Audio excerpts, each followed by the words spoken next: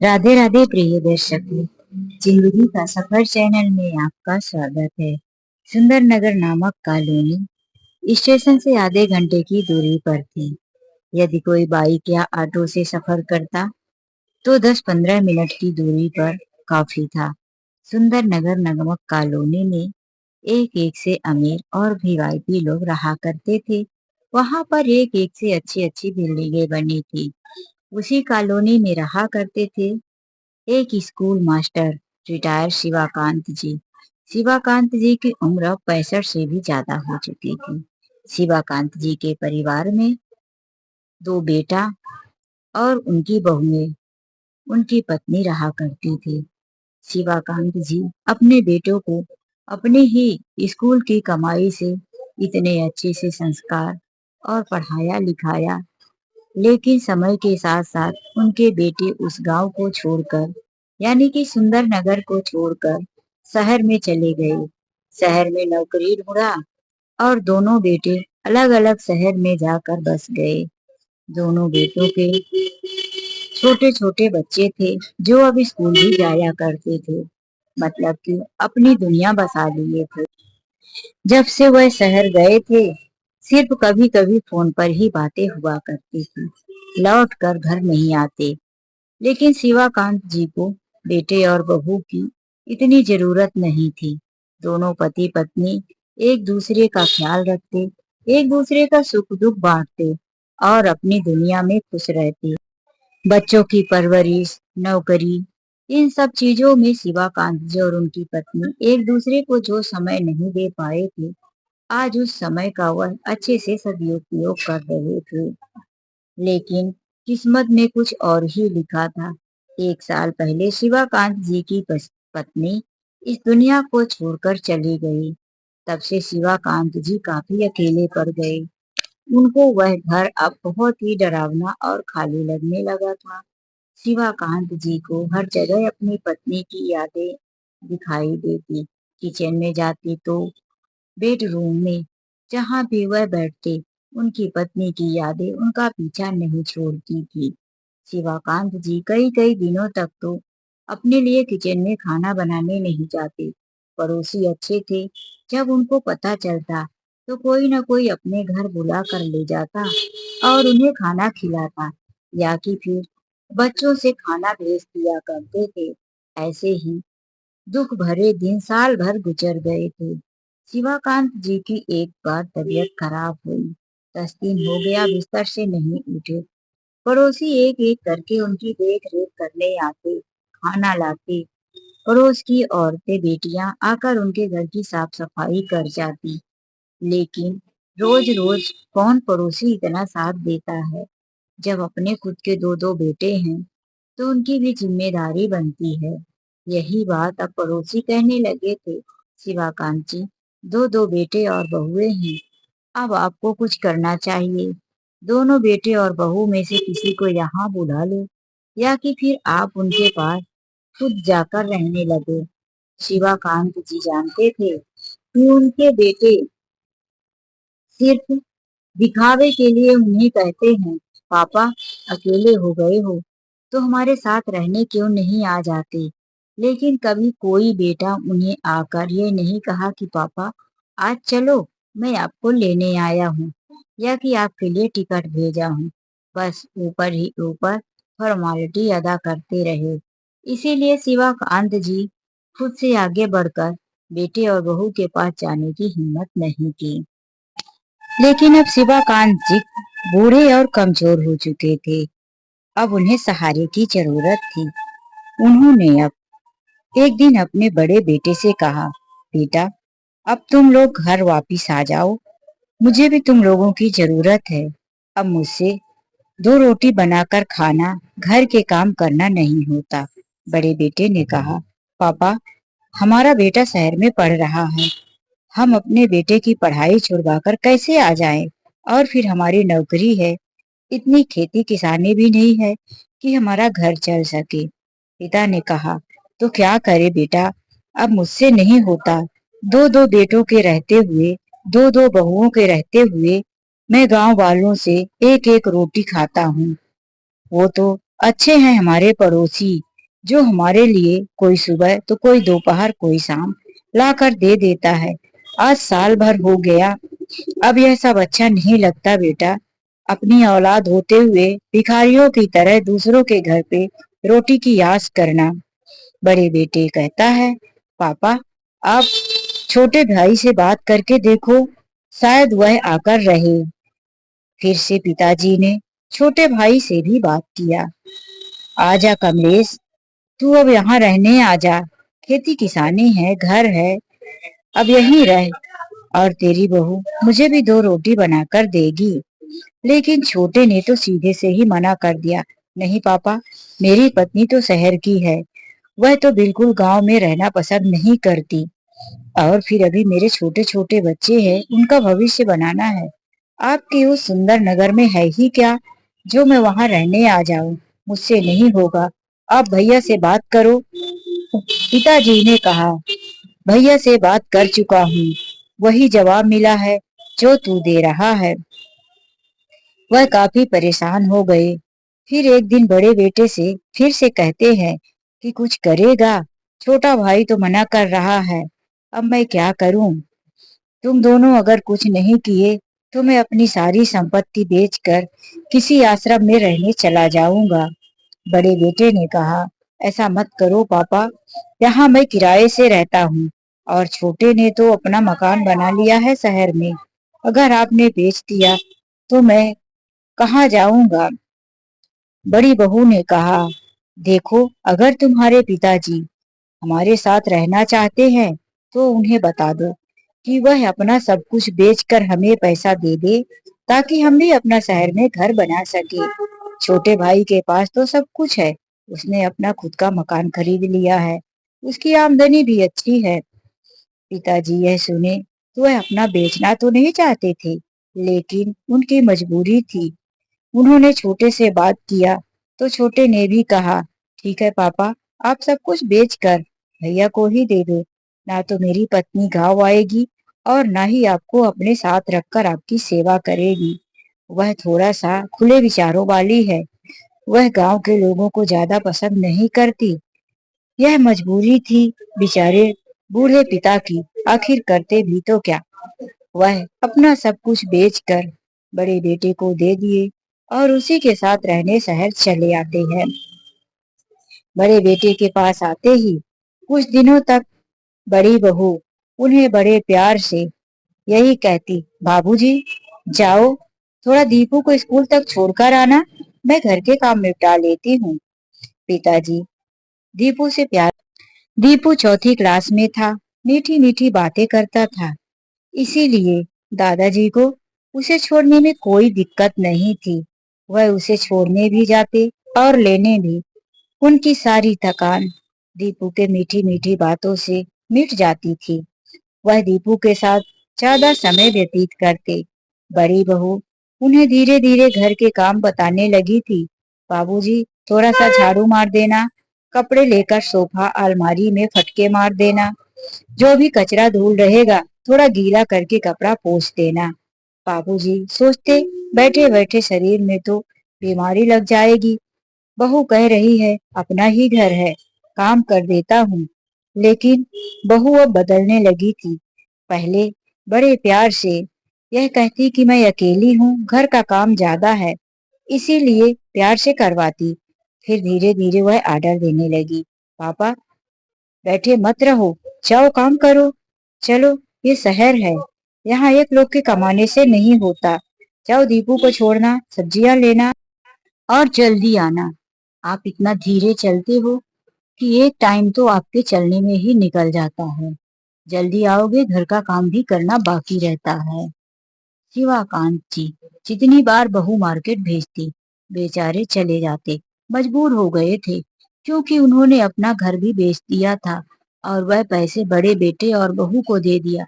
उसी पैसों से बड़े बेटे और बहू ने इतना बड़ा मकान बना लिया था। लेकिन शिवाकांत जी को एक छोटा सा ही कमरा मिला था, उस पर भी घर के सारे काम नौकरों की तरह करने पड़ रहे थे।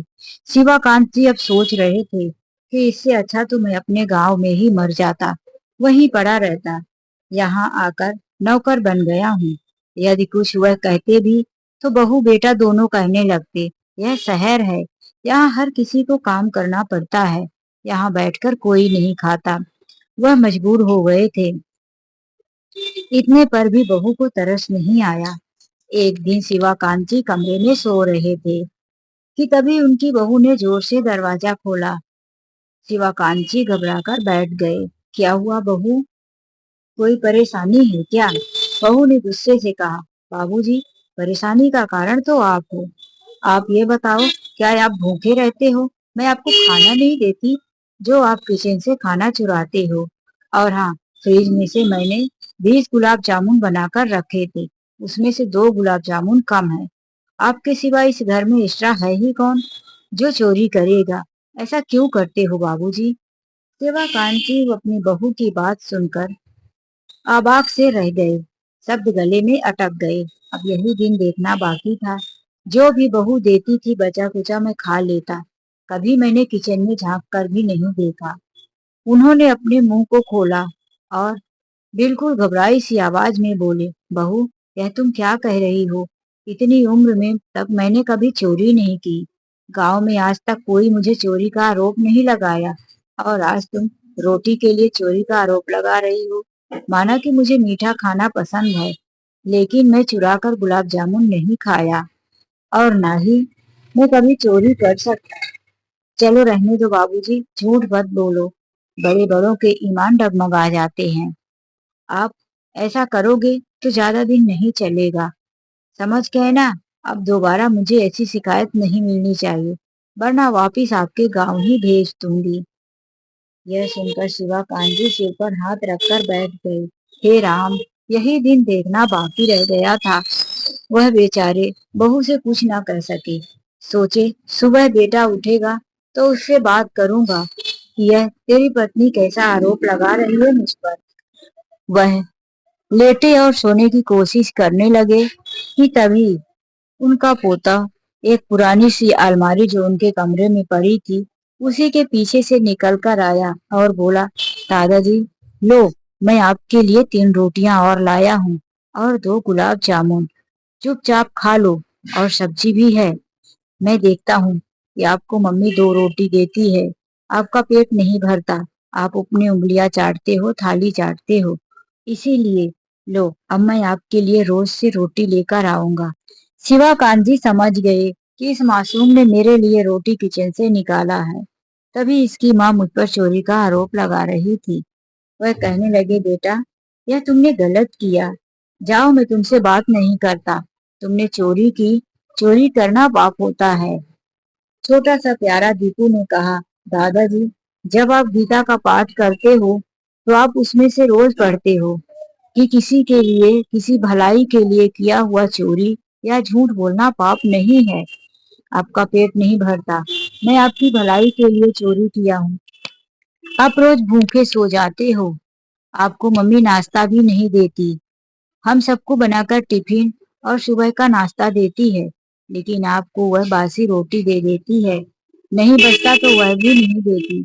जब आप गांव से आए थे तो कितने हट्टे कट्टे थे, और यहाँ आकर आपके सारे कपड़े ढीले पड़ गए हैं। आप बहुत कमजोर हो गए हैं। अगर मम्मी आपको खाना देती तो आप ऐसे नहीं होते। ऊपर से सारा दिन काम करवाती है, इसीलिए तो मैंने मना कर दिया कि मैं अब आपके साथ स्कूल नहीं जाऊंगा। और दादाजी, मैंने मम्मी के पर्स में से 500 रुपए भी निकाले हैं। आपके लिए एक चप्पल दिलाऊंगा। देखो, आपकी चप्पल टूटी है, चलते नहीं बन रहा।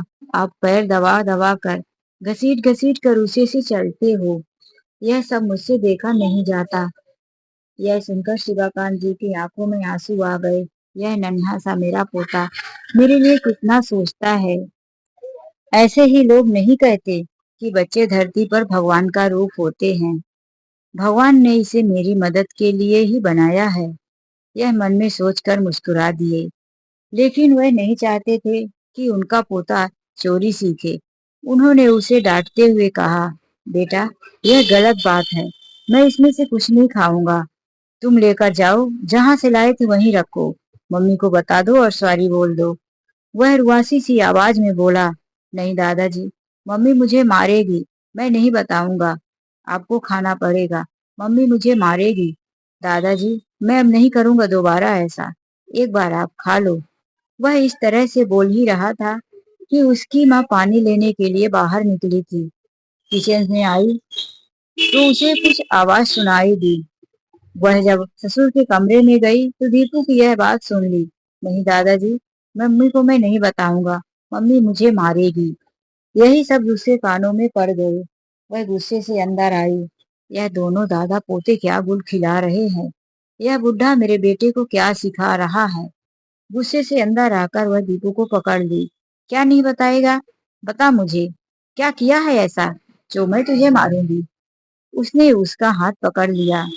वह रोने सा लगा। कुछ नहीं मम्मी, कुछ नहीं।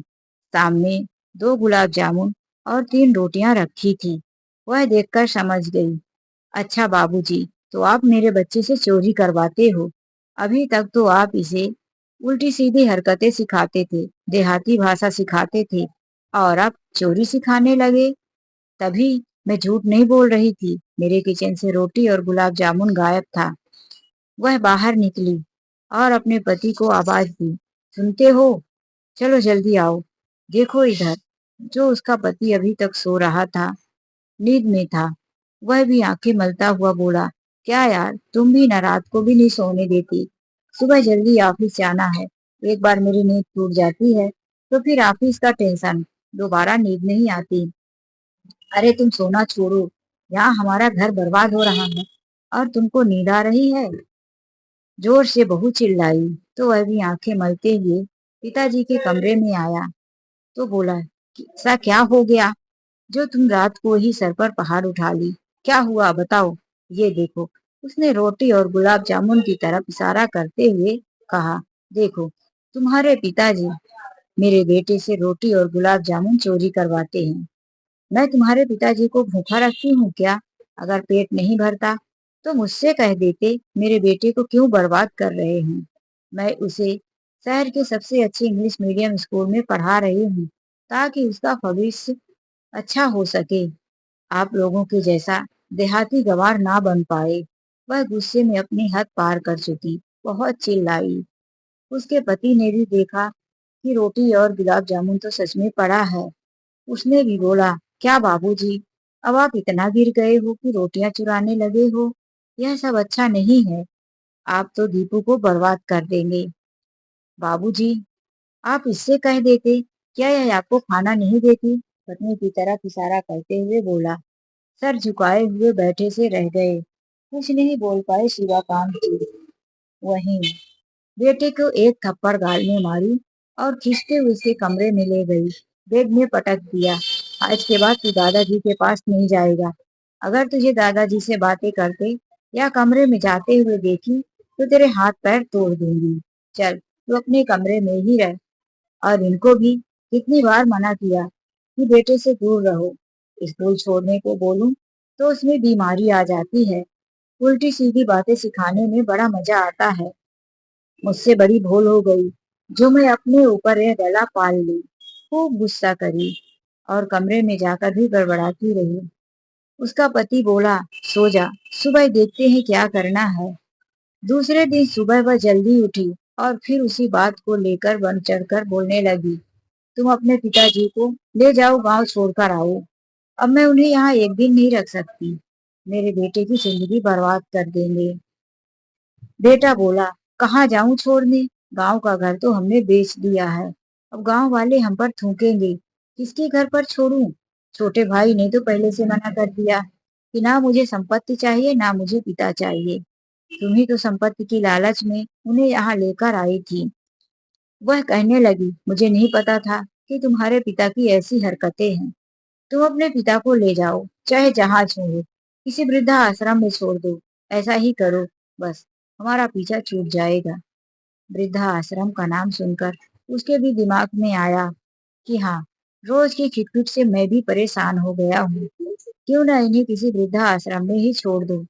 फिर उसने कहा, अरे दीपू भी तो पूरा दिन दादाजी दादाजी करता रहता है। दीपू दादाजी को वृद्धा आश्रम नहीं जाने देगा। तो उसने कहा, दीपू अभी छोटा है, उसे डांट फटकार कर समझा देंगे।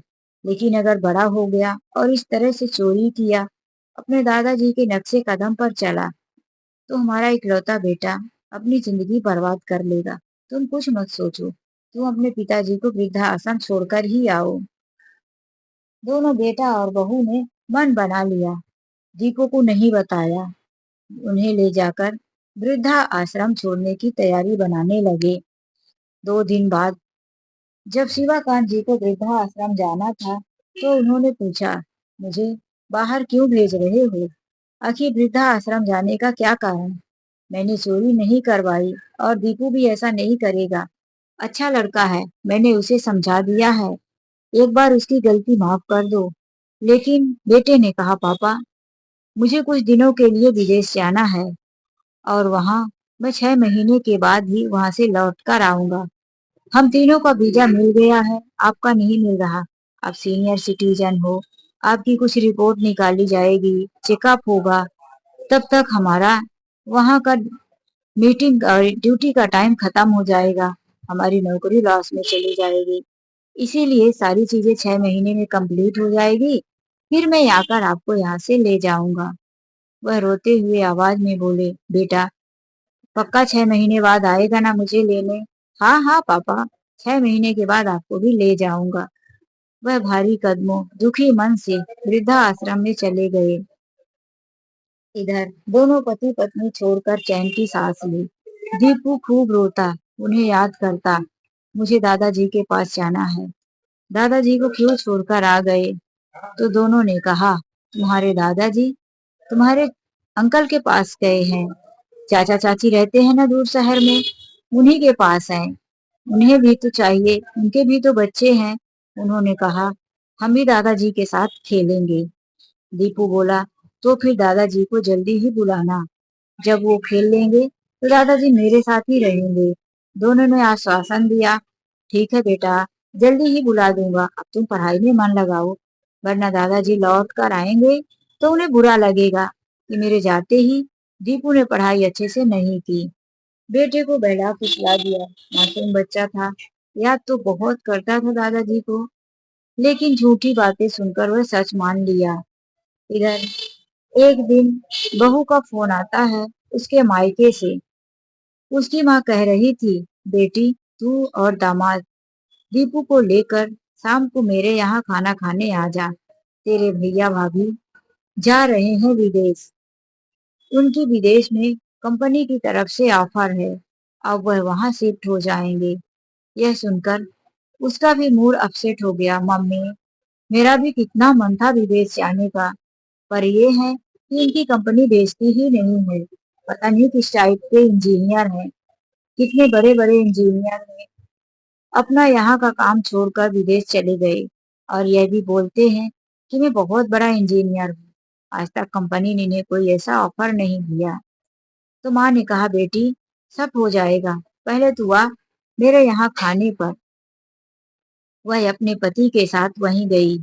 उसका पति बात कर रहा था उसके भाई से, अरे यार, तुम तो कंपनी का यह प्रमोशन एक्सेप्ट कर लिए। मुझे भी कंपनी ने कितनी बार विदेश जाने के लिए कहा, लेकिन मैं पापा के कारण नहीं जा पाता था कि मेरे पापा को अपने देश में ही रहना पसंद है। वहीं पर दीपू की माँ ने यह सुन लिया और उसकी आंखें फटी रह गई। तो यह मेरा पति ही बुद्धू था जो अपने पिता के लिए विदेश जाने की ऑफर कैंसिल करता रहा। वह वहीं पर आकर तुरंत बोल पड़ी, तो तुमने अपना ऑफर कैंसिल किया और भैया को देखो, एक ही बार में ऑफर एक्सेप्ट कर लिए। अरे मेरा कितना बड़ा सपना था कि मैं विदेश जाऊं और तूने मेरे सपने को बर्बाद कर दिया। तुमने मुझे बताया क्यों नहीं? उन्होंने कहा, अभी तो 15 दिन पहले भी एक ऑफर मिला है, अभी उसमें पूरे 1 महीने टाइम है। मैंने अभी उसके लिए कोई रिप्लाई नहीं किया है। हाँ, अब जबकि पापा वृद्धा आश्रम में हैं, तो हम लोग कुछ कर सकते हैं। दीपू खेलने गया था, पिता के मुंह से वृद्धा आश्रम जैसे शब्द नहीं सुना। दोनों माँ पति पत्नी ने अपनी प्लानिंग बना डाली और फिर एक ही महीने के अंदर चले गए विदेश। दीपू कहता रह गया, हमें नहीं जाना, दादाजी को भी ले लो। उसने कहा दादाजी को लेने में 6 महीने लगेगा। हम वहां शिफ्ट हो जाएं, फिर आकर दादाजी को ले जाएंगे। बेचारा बच्चा बिना दादाजी के विदेश चला गया। वहां पर जाकर वह लोग शिफ्ट हो गए। दीपू वहां पढ़ाई करता रहा। 5वीं क्लास से उसकी पढ़ाई शुरू हुई। अब दीपू ने 10 साल में वहां 15वीं कर लिया था। कॉलेज खत्म होते ही वह एक प्रोजेक्ट पे काम करने इंडिया आ जाता है। माता पिता वहीं रहते हैं। इंडिया में वह एक कंपनी में काम करने जाता है, तो वहां पर एक लड़की से मुलाकात होती है जो कि इंडिया की ही थी, लेकिन वह भी विदेश से लौटकर आई थी। उससे दीपू मिला। उसके खुले विचार, इंडिया के प्रति प्रेम और कुछ बन दिखाने की यह कोशिश दीपू को पसंद आई। दोनों के विचार मिलते जुलते थे। दोनों आपस में खूब बातें करते, कभी इंडिया के बारे में तो कभी विदेश के बारे में। उस लड़की के माता पिता भी विदेश में ही थे और खूब अमीर थे। उसकी कई कंपनियां थी, लेकिन वह अपना नाम कमाना चाहती थी, पिता के पैसों पर नहीं। और अपने पिता की इकलौती बेटी थी। दोनों की बातें, मुलाकातें प्यार में बदल गई। दोनों ने शादी का फैसला कर लिया और उसने बताया भी कि मेरे दादाजी यहीं रहते हैं। दीपू अपनी सारी बातें उस लड़की के साथ बताया। लड़की का नाम था नम्रता। नम्रता को भी बड़े बुजुर्गों से बहुत प्यार था। दीपू अपने चाचा के घर मिलने भी गया अपने दादाजी को, लेकिन वहां पर दादाजी नहीं मिले। वह दीपू के चाचा जी कहीं और शिफ्ट हो गए थे।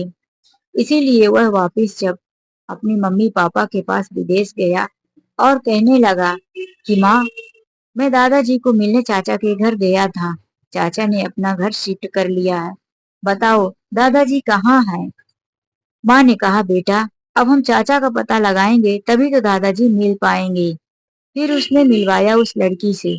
माँ, यह नम्रता है और हम दोनों ने शादी का फैसला किया है। लेकिन एक बात और है कि जब तक दादाजी नहीं मिल जाते मैं शादी नहीं करूंगा। नम्रता के पिताजी बहुत अमीर हैं। उनकी कई कंपनी यहाँ चल रही है, लेकिन नम्रता खुद के पैरों पर खड़ा होना चाहती है। दीपू के पिताजी अपना वहां पर बिजनेस के बहुत लॉस कर चुके थे, कर्ज में डूबे हुए थे। इसीलिए उसके मन में लालच आ गया, यदि इस लड़की से शादी हो गई, इकलौती बेटी है, तो यह हमारा कर्ज जरूर चुकाएगी, मदद करेगी। इसीलिए वह शादी से तुरंत हाँ कर दिए। उन्हें कोई आपत्ति नहीं थी। उन्होंने जल्दी से जल्दी फैसला किया, बेटा तुम दोनों जल्दी शादी कर लो। इसी महीने में लास्ट तारीख को मुहूर्त है। यह सुनकर दीपू ने कहा, ठीक है, सब कुछ सही है, लेकिन जब तक दादाजी नहीं मिलते मैं शादी नहीं करूंगा। दीपू के माता पिता दोनों इंडिया आते हैं और उनके पिता दादाजी को ढूंढने की कोशिश करने लगते हैं। वह दादाजी को ढूंढने पहुंच जाते उसी वृद्धा आश्रम में जहां उन्होंने दादाजी को शिफ्ट किया था। वृद्धा आश्रम में पता करने पर वहां पर दादाजी नहीं मिले। 10 साल गुजर चुके थे। आखिर इतना लंबा बहुत बड़ा समय होता है। दादाजी को किसी और वृद्धा आश्रम में शिफ्ट कर दिया गया। यही बताए वृद्धा आश्रम वालों ने कि शिवाकांत जी, तुम लोगों का 6 महीने यहाँ इंतजार किए, उसके बाद तुम लोग नहीं आए तो वह किसी और आश्रम में चले गए। उन्हें यहाँ मन नहीं लग रहा था। वह वापस चले आए, लेकिन परेशान थे। दीपू ने अगर शादी कैंसिल किया तो हमारा बहुत कुछ लॉस होगा, हमें जेल जाना पड़ सकता है। जल्दी से जल्दी हमें कंपनी के पैसे भरने होंगे। इसी बात को सोचकर दूसरे दिन भी गए। वहां पर उन्होंने उसी आवाज में बात किया, लेकिन वहां वृद्धा आश्रम के मैनेजर ने डांट कर भगा दिया। यहाँ बदतमीजी करने का कोई अधिकार नहीं। हम आपके घर से आपके पिताजी को लेने नहीं गए थे। आप लोग कितने मतलबी हैं। जब आप लोगों को जरूरत नहीं थी तो बूढ़े व्यक्ति को यहाँ फेंक कर चले गए। अब आपको जरूरत है, आपका पोता बेटा आपका शादी नहीं कर रहा, तो आप दादाजी को ढूंढने चले आए। यहाँ से चले जाओ, वरना हम पुलिस कार्रवाई भी करेंगे कि हमारे यहाँ आकर बदतमीजी करते हैं। बुजुर्गों को तकलीफ होती है। वह दोनों मायूस सा चेहरा लौट ही रहे थे कि एक बुजुर्ग, जो कि थोड़ा थोड़ा शिवाकांत जी जैसे दिखता था, वह आकर कहने लगे, मैनेजर साहब, मेरे घर से कोई फोन या कोई मैसेज आया है क्या? मेरे बेटे ने कहा था कि जल्दी ही फोन करूंगा। वह दोनों रुक गए और कहने लगे, मैनेजर साहब, यह व्यक्ति कौन है? मैनेजर ने बताया, यह अभी 1 महीना हुआ यहाँ पर आए हैं। इनके बेटे और बहू ने कहा कि हम हर दिन फोन पर बातें किया करेंगे। यह बेचारा रोज नीचे उतर उतर कर यहाँ आकर पता करता है कि बेटे बहू का फोन आया कि नहीं।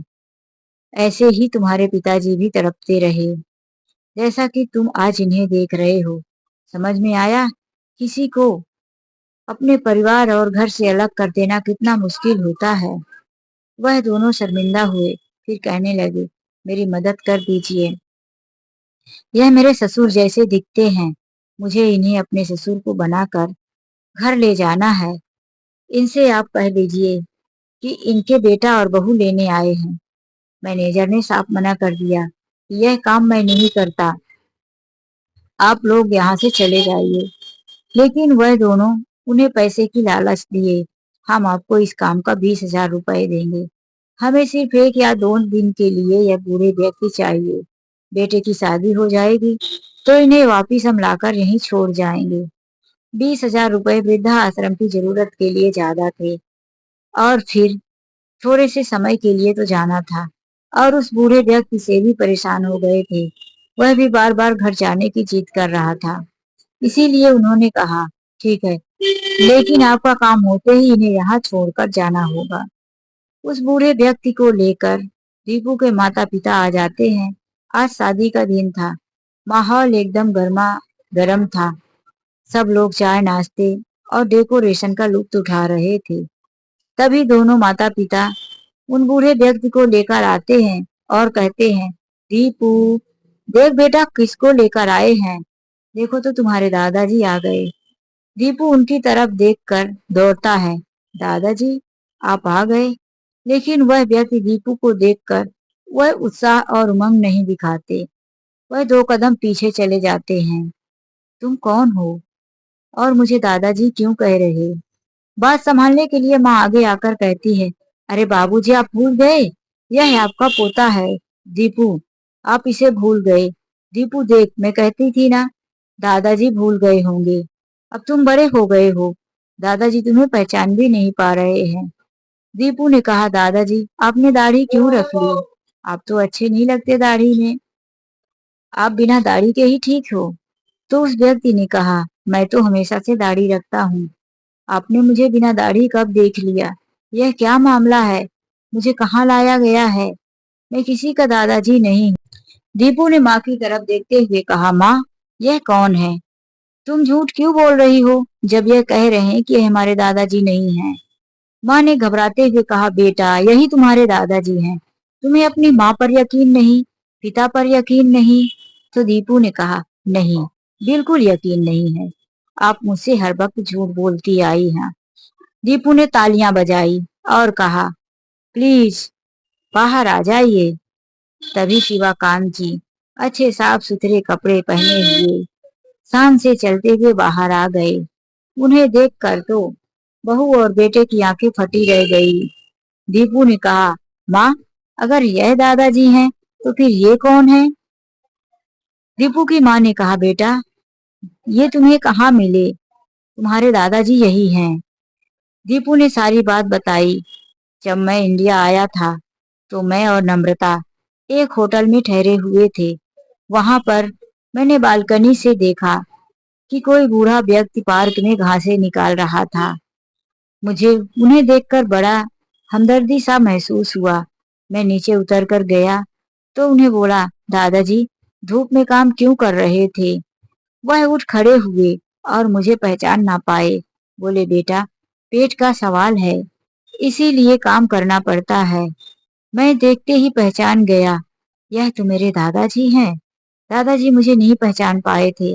मैंने उन्हें गले लगा लिया और कहा, दादाजी पहचानो, मैं आपका दीपू हूँ। आप यहाँ कैसे?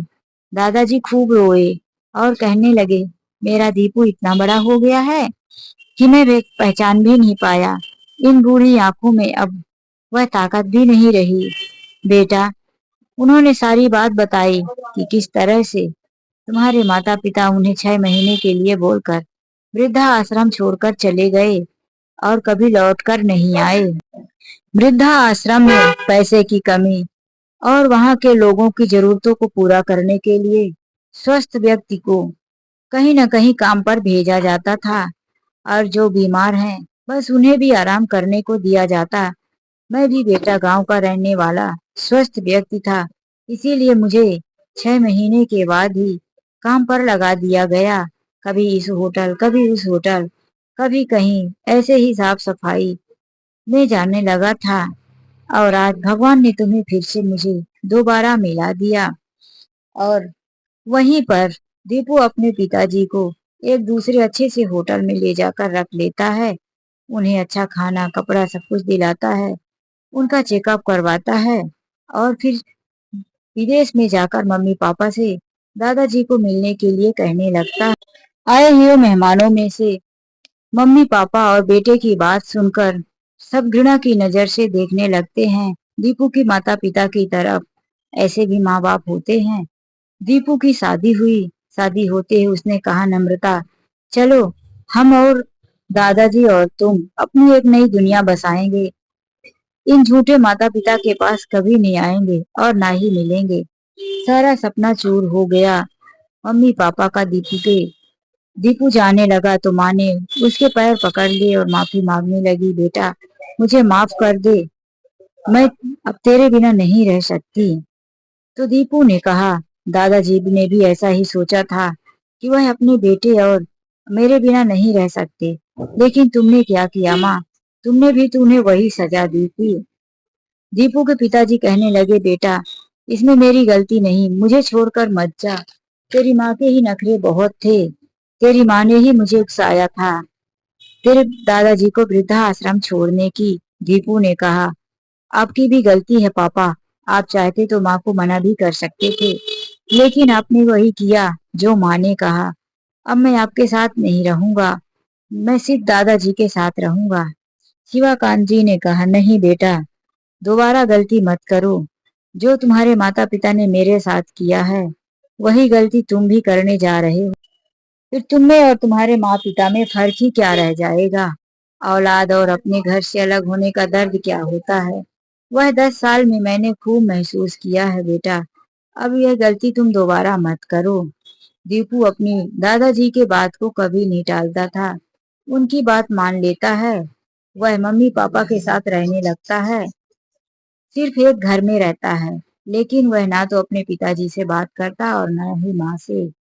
सिर्फ अपने दादाजी के साथ बातें करना, हंसना, उनके बारे में पूछना कि 10 साल आपने कैसे गुजारे दादाजी। अपनी 10 साल की सारी बातें वह दादाजी के साथ करता। नम्रता अपने दादा ससुर की खूब सेवा करती और ध्यान रखती थी। तो दोस्तों, दीपू ने अपने माता पिता के साथ सही किया या गलत, आप लोग कमेंट करके जरूर बताइए। चलिए मिलते एक नई कहानी में, आज के लिए बस इतना ही। राधे राधे, जय श्री कृष्णा।